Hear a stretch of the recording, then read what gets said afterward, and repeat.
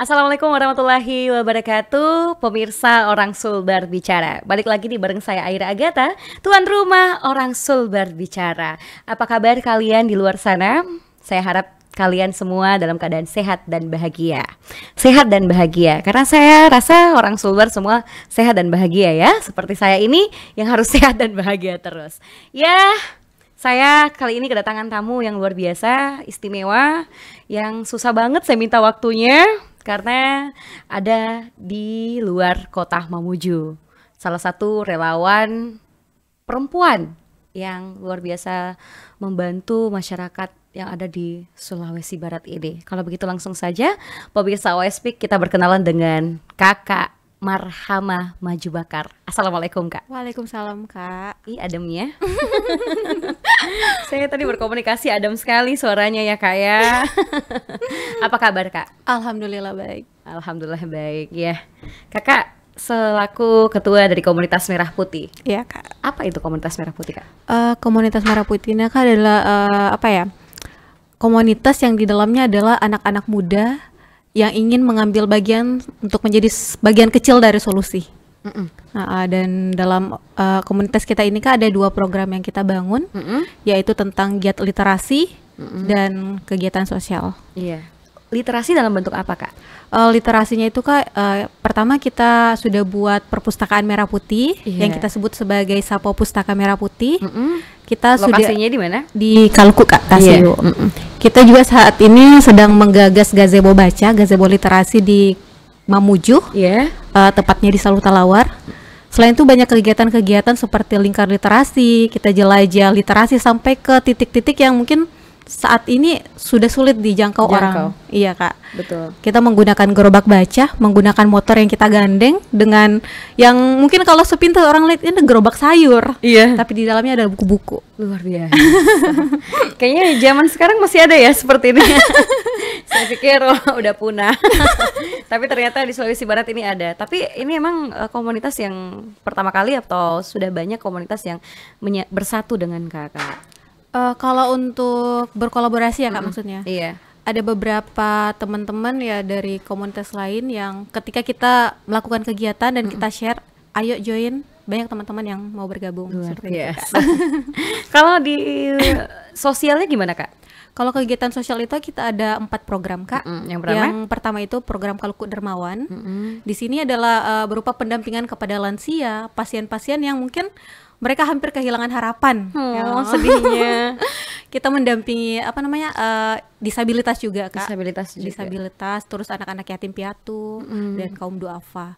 Jadi pendampingan kita itu Kak bukan hanya sekedar memberikan logistik, tapi lebih kepada pendampingan, membuat mereka merasa ada teman bicara, ada keluarga betul, kan, Kak. Betul. Intinya kita hadir memastikan bahwa mereka tidak sendiri, seperti itu Kak. Sering ini enggak sih Kak sedih gitu ketika melihat seseorang yang mungkin alhamdulillah kita masih beruntung ya. Iya Kak, dari sini kami belajar untuk bersyukur Kak. Kami semakin bersyukur ketika kami ada di lapangan. Kayaknya saya harus keikut deh ya. Iya Kak, itu program pertama Kak. Iya, yang kedua apa Kak? Program kedua kita adalah pendampingan ODGJ dan ABK. ODGJ Kak, orang dalam gangguan jiwa. Dan alhamdulillah saat ini kita sudah bermitra dengan Puskesmas Tampak Padang di bagian program kesehatan jiwa Kak. Luar biasa. Jadi lebih dari 100 kita dampingi Kak ODGJ. Jadi kita pendampingannya juga Kak bukan sekedar tentang fisiknya memandikan, tapi lebih kepada bagaimana kita mengajak masyarakat untuk menerima mereka secara manusiawi Kak. Kita mengadakan penyuluhan tentang stigma ODGJ yang negatif. Kita adakan semacam pendampingannya itu lebih ke pendampingan sebaya. Intinya bagaimana orang-orang di Kalku itu, Mamuju dan Sulawesi Barat itu memberikan ruang mereka untuk mereka bisa sembuh ketika kita mendukung, seperti itu Kak. Karena kalau yang kami lihat ya Kak, sebelum ada program ini, kalau ada orang-orang yang berkebutuhan khusus, yang ODGJ, justru diberikan stigma-stigma negatif dan akhirnya mereka semakin sakit. Sulit ya Kak. Iya betul. Iya sulit diterima Kak, sulit diterima di masyarakat. Terus yang ketiga apa Kak? Yang ketiga itu lebih ke kegiatan keagamaan Kak, pembersihan rumah ibadah, pendistribusian perlengkapan alat sholat, lebih ke Kak, kita juga ada kegiatan gotong royong lintas agama seperti itu Kak. Terus yang terakhir itu Kak lebih ke rescue kebencanaan. Jadi kita ada tim yang kita yang ikutkan pelatihan. Ada 25 orang itu Kak. Jadi mereka itu ketika ada bencana atau ada hal-hal yang urgent, mereka yang turun Kak. Sigap. Iya Kak. Meskipun jujur nih Kak, betul-betul kami masih sangat minim dalam APD. Masih sangat minim dalam APD karena ini betul-betul swadaya Kak. Dari teman-teman pemuda. Saya sampai nggak tahu mau bilang apa ya. Tapi semua itu relawan yang benar-benar nggak dibayar sama sekali. Relawan ya, Kak. Dan kebanyakan itu Kak adik-adik yang putus sekolah juga Kak. Ya ikut bergabung. Mereka mau mengambil bagian untuk perubahan. Karena kembali lagi Kak, saya sering bilang sama teman-teman ya Kak dalam forum, apalagi kalau di dalamnya itu didominasi sama anak-anak muda. Saya sering bilang bahwa hari ini kita tidak sedang berpacu pada waktu, tapi hari ini kita sedang berpacu pada ketidakpedulian. Aduh. Baru awal-awal saya udah mau mewek ya nyatanya. Baru kali ini saya podcast saya merasa sedih ya pemirsa ya. Masya Allah. Iya Kak ya. Tapi emang saya sering lihat di media sosialnya Kakak ini kalau banyak sekali yang di luar sana perlu dibantuin gitu Kak. Sangat banyak Kak. Di Sulawesi Barat ini banyak sekali yang perlu kita rangkul. Sangat banyak. Apalagi lansia gitu. Lansia. Data lansia sekarang yang kami dampingi Kak ada 54 yang maksudnya hidup sendiri di luar dari lansia yang duafa. Iya Kak. Ya. Dan mereka betul-betul butuh pendampingan. Kakak ini sebagai ketua dari komunitas Merah Putih ini memang cara mengajak anak-anak muda untuk peduli itu gimana sih Kak? Awalnya Kak di tahun 2016 itu berangkat dari keresahan sih Kak. Saya maksudnya keresahannya ini begini Kak. Kenapa kalau di kota-kota kecil atau di desa itu banyak sekali anak-anak yang tertinggal dari pendidikan? Mungkin karena mereka kekurangan akses tentang ini. Sehingga yang saya bentuk saat itu adalah Sanggar Merah Putih Kak. Saya rangkul adik-adik, kenapa tidak sekolah? Mereka dengan alasannya masing-masing. Saya bilang sama mereka, kalau bukan sekarang, kapan lagi? Dan kita semua bisa, sebenarnya kita bisa. Jadi saya sampaikan ke adik-adik, kamu suka apa? Saya suka main gitar, ayo nongkrong kita main gitar. Saya suka menyanyi, Kak, ayo menyanyi. Saya suka musik. Jadi saya terima mereka dengan dengan lingkungannya mereka dulu ya Kak. Iya betul. Supaya saya disesuaikan dulu dengan apa hobinya dia ya kan. Dengan hobinya mereka. Setelah sudah bentuk sebagai komunitas-komunitas kecil, saya sampaikan ke teman-teman, ayo sekolah deh. Mereka ada yang mau sekolah dan mungkin yang usianya sudah Kak, mereka sudah malu untuk bersekolah, ayo ikut, kita ada kegiatan-kegiatan lainnya. Kita sama-sama berdaya. Seperti itu Kak. Akhirnya sampai saat ini sudah 9 tahun Kak. Sudah 9 tahun. Iya Kak. Dan memang itu bukan hanya daerah Mamuju saja, tapi di luar Mamuju. Iya Kak. Atau kalau untuk relawannya sendiri Kak, Kaluku dan Mamuju Kak. Tapi kalau kegiatan kita, khusus di kegiatan sosial itu Kak, kita menjangkau sampai di luar. Kita sudah penyaluran ke Turki, kemarin di Palestina. Masya Allah. Iya Kak. Iya. Saya jadi nggak tahu ngomong apa ya gitu Kak ya.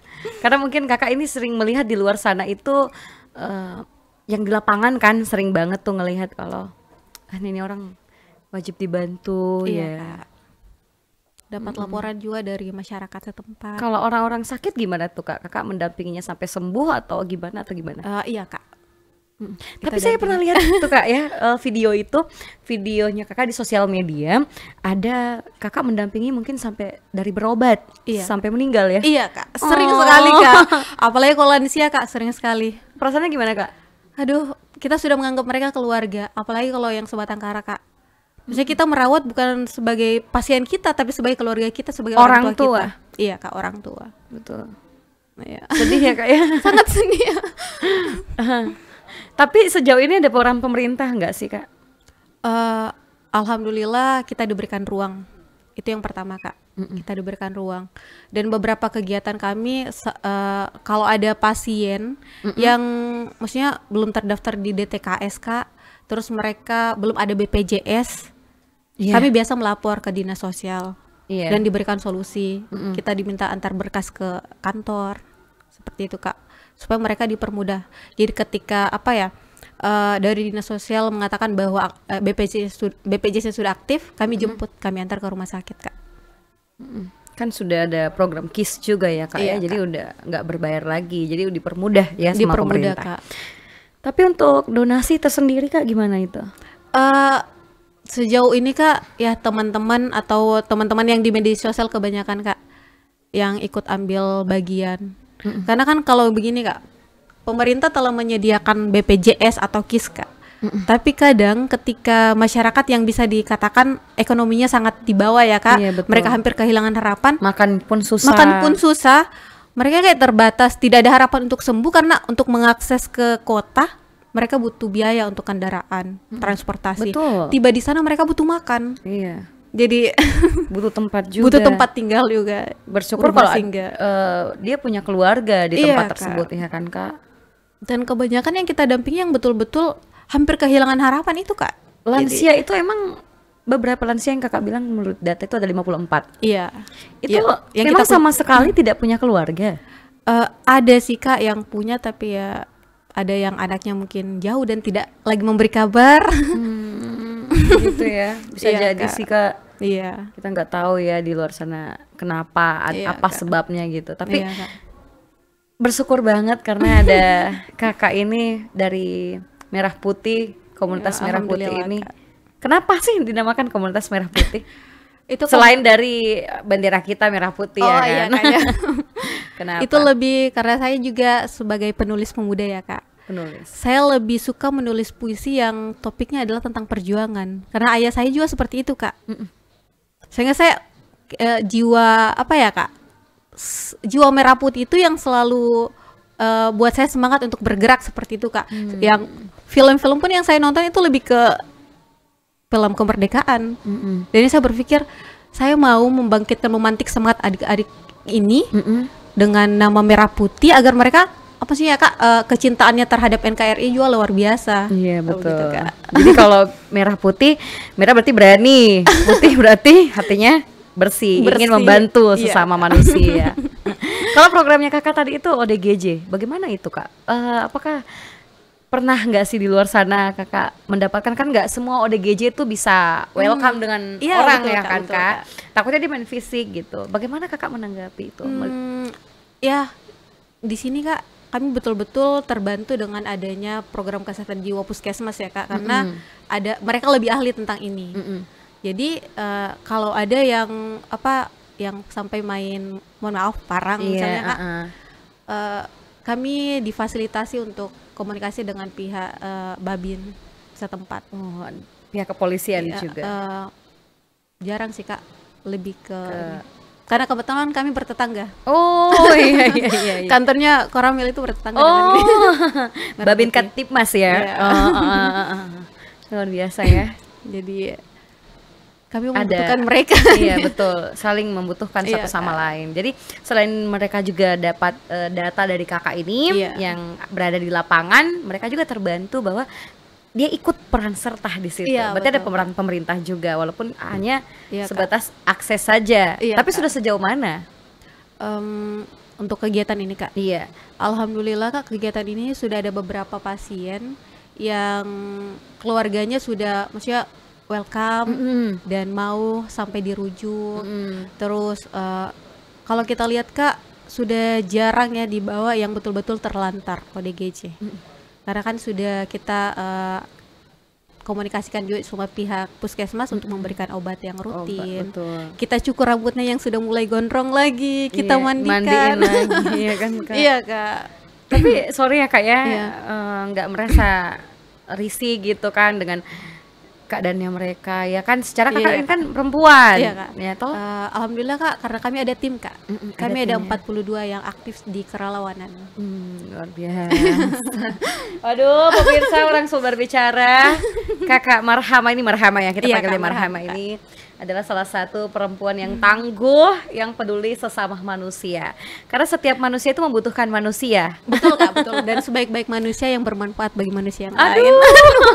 Baru kali ini ya, saya nggak bisa banyak bicara ya di sini di podcast ini ya. Saya kayaknya terharu banget ya kak ya. Semoga kedepannya saya bisa bergabung sama kakak juga. Amin. Dan pemirsa Orang Sul Berbicara juga di rumah bisa ikut berpartisipasi membantu sesama yang ada di luar sana. Amin.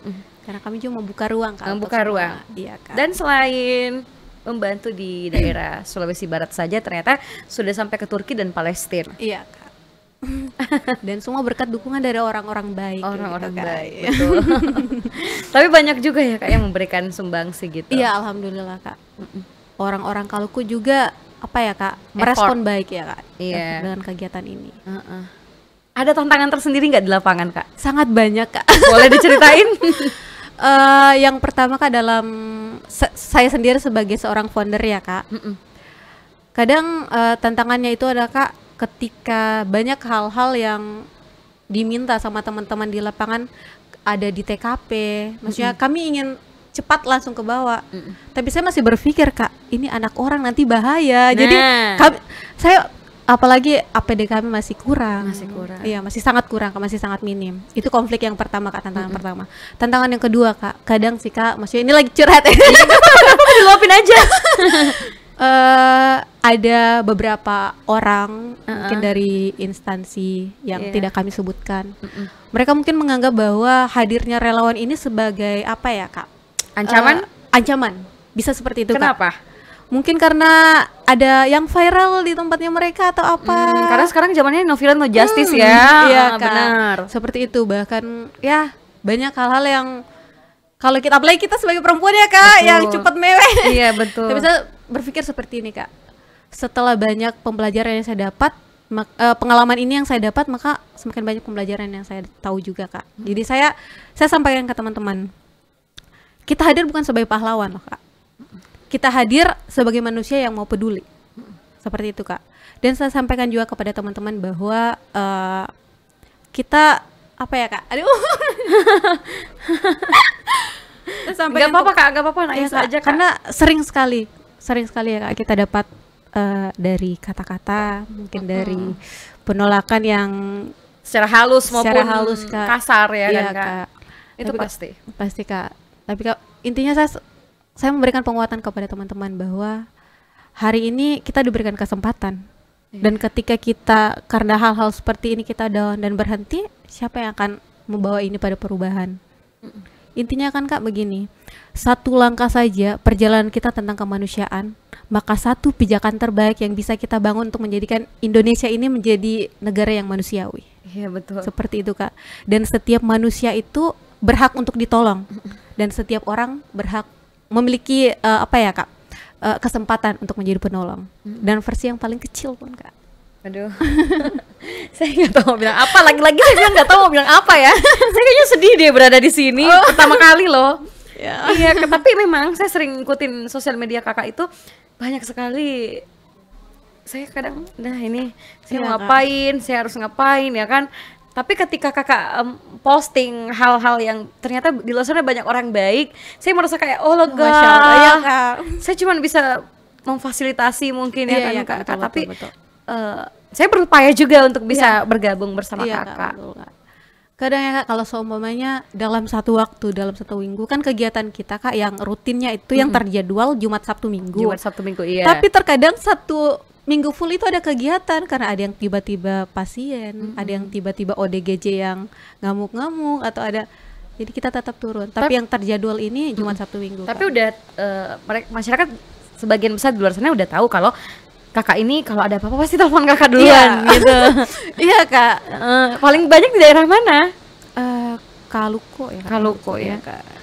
Mungkin bisa nanti nih sampai ke sini, ke jauh-jauh ke sana ya kak ya. Dan bisa kolaborasi dengan relawan yang lain. Iya kak, alhamdulillah kita sudah berkolaborasi sama 10 komunitas di luar kabupaten kita. Iya, Kabupaten Mamuju di luar kak, di luar dari ini. Sampai ke Gorontalo kita ada di Palu juga kak, kan ada rumah difabel Merah Putih. Jadi kita juga berkontribusi untuk teman-teman, untuk adik-adik difabel di sana. Bagaimana dengan disabilitas yang tidak mempunyai keluarga sama sekali kak? Ada? Ada. Daerah mana kak? Ada di Kaluku kak. Waduh. Awalnya kak, ibunya itu adalah pasien dampingan kami, gondok beracun ya kak, tapi sudah meninggal.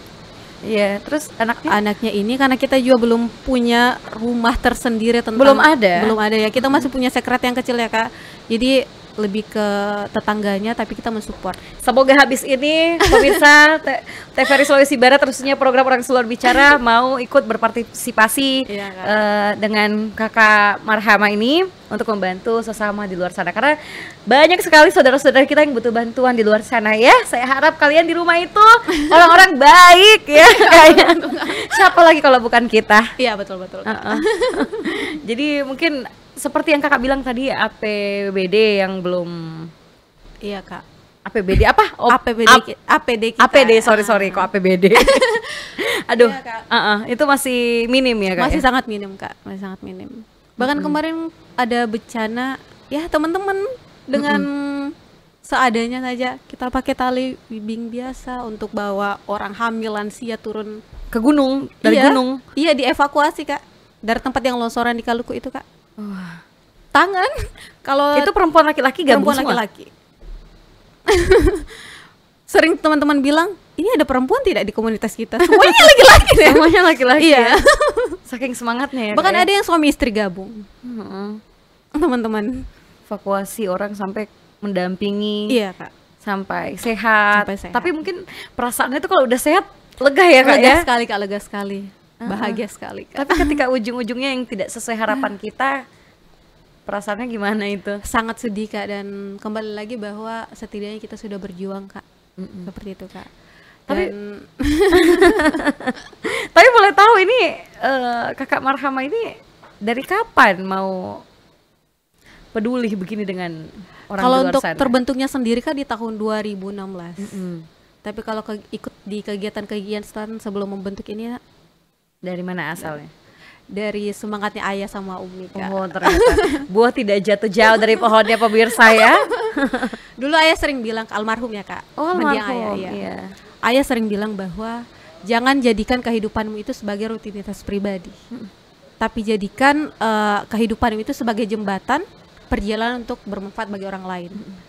Dan jika buku itu bisa bisa menyelamatkan pikiran, maka aksi sosial bisa menyelamatkan kehidupan.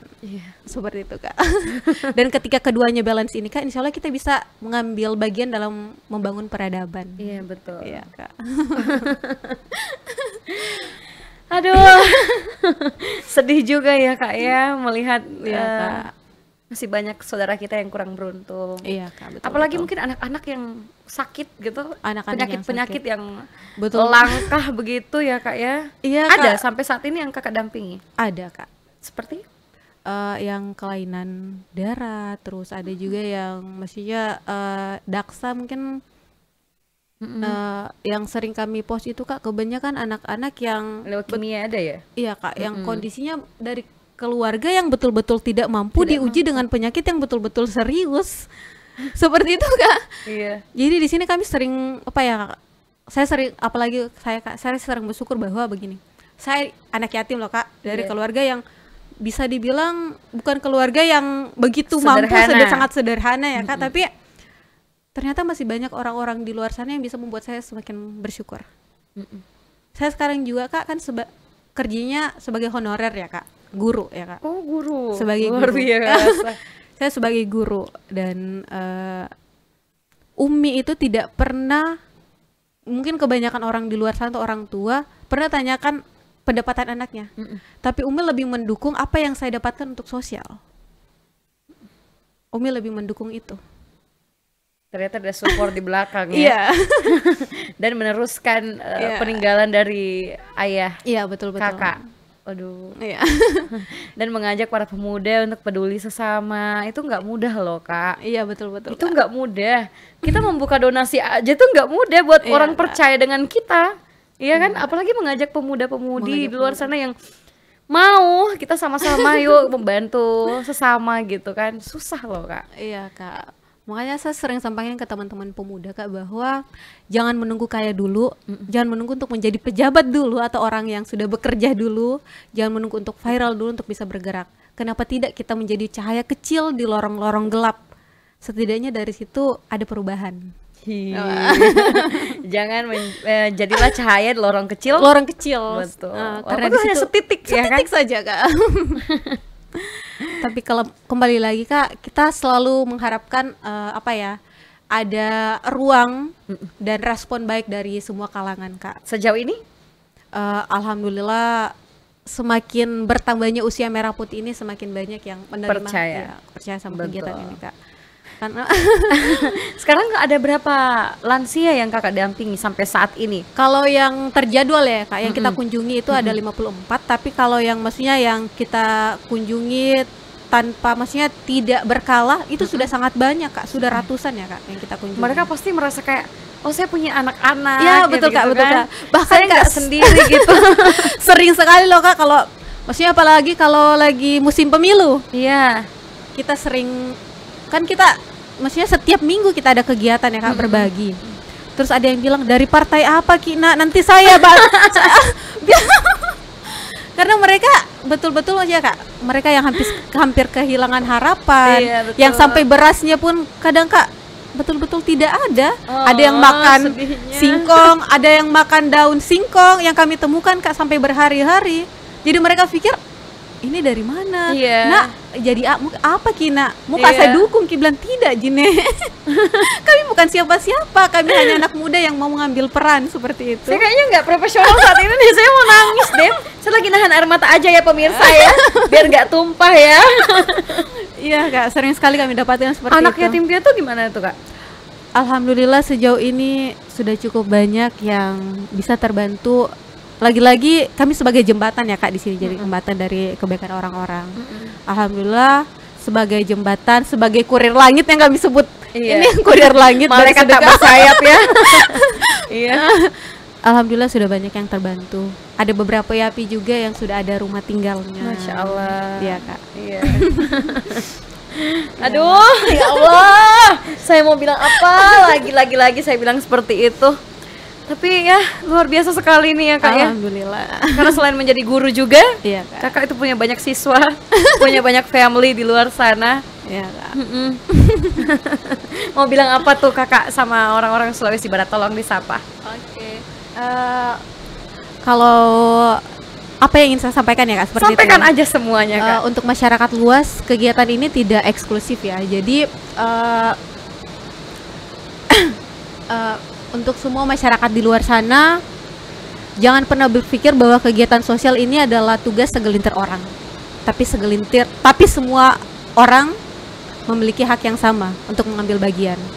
Jadi dari itu mari kita sama-sama tumbuhkan budaya peduli kita, bagaimana kita bisa menanamkan nilai-nilai Pancasila untuk betul-betul hidup, untuk lebih empati kepada sesama. Untuk anak muda di luar sana, jangan pernah menunggu hebat untuk bisa bergerak, tapi berjalanlah dulu, insya Allah di tengah jalan kita akan menjadi hebat. Dan harapan kami untuk pemangku kebijakan, untuk pemerintah, berikan kami ruang untuk berkolaborasi, dengarkan inisiatif dari akar rumput ini. Kami berharap komunitas-komunitas kecil seperti kami, diberikan kepercayaan dan didukung untuk sebagai perpanjangan tangan dari pemerintah. Karena kami hadir di masyarakat Kak, bukan untuk mengambil manfaat, apalagi untuk memanfaatkan masyarakat. Betul. Tapi kami lebih membagi manfaat kepada masyarakat. Bagaimana kita bermanfaat untuk orang banyak. Seperti itu Kak. Dan lagi-lagi Kak, kami membuka ruang kolaborasi dari semua orang, dari semua instansi.